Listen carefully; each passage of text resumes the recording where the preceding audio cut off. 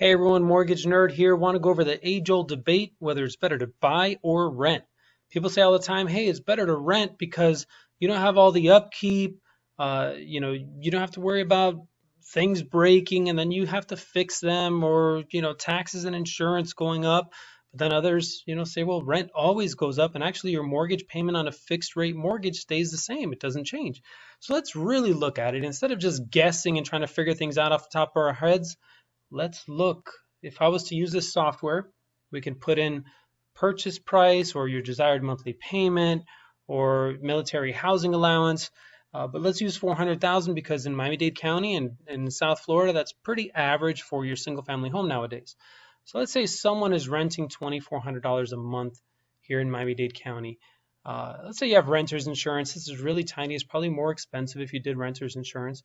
Let's say annual rent is increasing at 3%, which is the national average right here is 3.8. So here we'll continue to plug in stuff. This is Marty McMansion. Obviously, I made it up. $400,000 purchase, tax rate $5,80.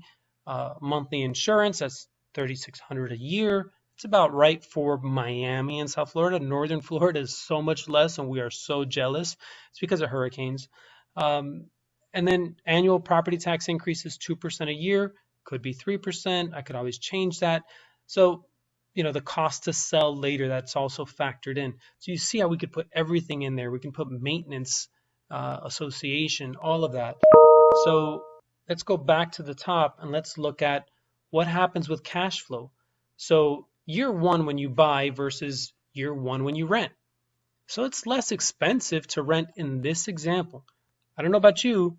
I don't know any $400,000 single family homes that rent for $2,400 in Miami-Dade County, but hey, then maybe you were living in a townhouse, a 3-bedroom townhouse that you're moving out of, and so you want to say, well, should you stay in that 3-bedroom townhouse for $2,400, or do we move to the property that you're paying $2,800, which is a $400,000 purchase? So interest rate is 4.5. It's probably lower right now. APR, it's a little high for an APR in my opinion, but you see everything is in there. So what's the point? $2,813 is your mortgage payment here. And it stays flat, flat, flat, flat, flat all these years. As these years go by, guess what? By year 9, the rent would be increasing and it'll be higher. Maybe some people get lucky and they have rent stay flat for a few years. Then all of a sudden I've heard people come out and say, oh, now my landlord doubled it. Or there's a new landlord and they want to double it because they all have to make money off these properties. So yeah, you lost money in the beginning. The cash flow difference is $11,000.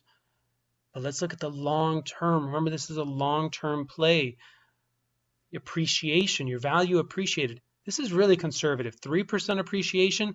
Actually, right now, appreciation is higher than that. If you go back to 2010, it's about 10, 15% a year, depending on where you were. Of course, that was not normal. Normal is 3, 4, 5% a year.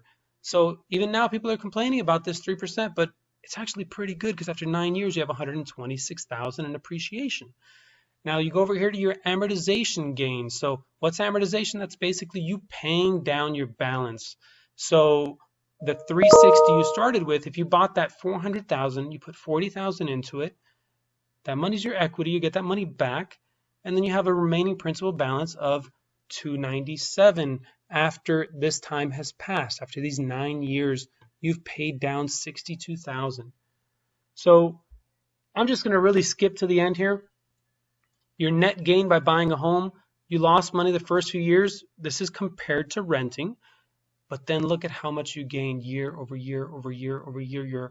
Your appreciation, the amortization you're paying down, the money you're saving on those monthly payments, it's exponential. So whenever you hear someone say, hey, it's better to rent than buy, say you need to talk to this mortgage nerd guy, plug in some stuff in here. We could do it together, and you can kind of figure out what you want to plug in on the side and see how it works for your case. But I can guarantee you 99% of the time you're better off long-term building wealth by owning a property. Let me know how I can help you. Phil Stevenson, Mortgage Nerd. Thanks.